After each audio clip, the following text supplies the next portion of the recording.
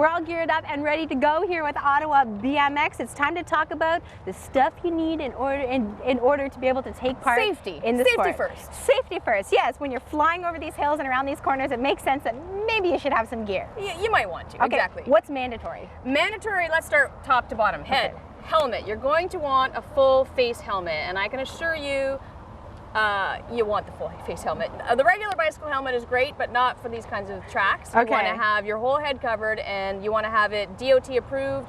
You want to make sure it's strapped on, because some kids, you know, they don't leave it strapped on and it could fall off if you're flying through the air, like you said. And her nickname is Joanne Dirtnap Thurlbeck, so if anybody knows the importance of a helmet, it might be you. It might be me. Okay. So you want to have a full face helmet on. Right. You want to have long pants, and you want to have long shirt. If you're wearing the shorts in the dead heat of summer, you're going to want to wear shin pads, because the problem with these dirt tracks is you get road rash if you fall. Not that you're going to, but if it happens. All right. You want to be well protected, and gloves. Everybody has to wear gloves. Same reason. Okay, so we've got the helmet, the gloves, and then the shin pads kind of looking like this. The shin pads kind of look like that if you want extra protection, or if you're wearing shorts, because it does get really hot in the summertime, and you may not be wanting to wear the full race pants. So what are some of the extra pieces that we've got out over here? Some of the extra pieces that I like to wear are, in fact, my elbow pads. I won't say why, but you'll notice they're a bit dirty. So they cover my elbows, and they cover the bit of my forearm as well. Okay. I know a lot of people who also will wear a full neck brace to prevent your head from flapping if you hit the ground again. Not that I'm making it sound really bad, but it's not. It's just safety. And also, you might want to wear another option for the riders is to wear a one piece, and that covers your chest. It's got a chest protector, so if you fall forwards first, shoulders for collarbones, and of course your upper arms. All right. And your back.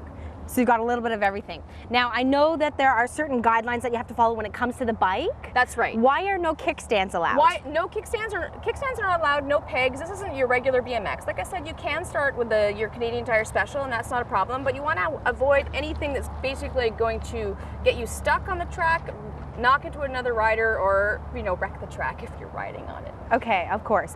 Now, when it comes to the races, you were saying, how often do those happen? Right now, our schedule, we've just moved to Saturdays, but all summer long we race twice a week in the evenings, and then during the school time, so June and September, we race on Saturdays. On Saturday, okay, perfect. So so everybody can kind of accommodate the races into their schedule. And is it age category for the races? Well, that's where it gets all kind of fun. So it is age category, but it's also about skill. So we want the 3-year-olds and the 5-year-olds to be racing with the 3-year-olds and 5-year-olds, but also if you have a 5-year-old who's really, really good, you want him to be racing with kids who are really, really good. So it's not just the novices. We have a class system, so you can start in novice, and then you work your way up to intermediate, depending on how many wins you have, and then you can work your way up to expert.